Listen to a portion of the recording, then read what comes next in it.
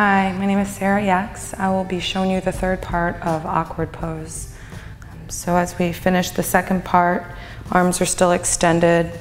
You're just going to bring your inner knees and thighs together. If you ever have knee or ankle issues, knowing that you can only lower just a little bit is better than to compromise your knees. So as you squeeze your knees together, you're going to slowly exhale and lower all the way down. Your heels will lift and you'll land on your calf muscles. It's really important to keep your inner thighs squeezing really strong. You're going to keep your core strong, the pelvic floor lifts, shoulders on the back, arms firm, eyes nice and steady.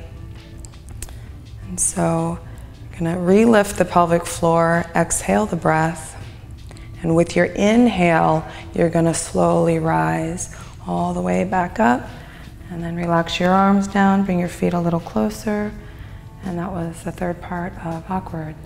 Hopefully that helped you, and see you next time.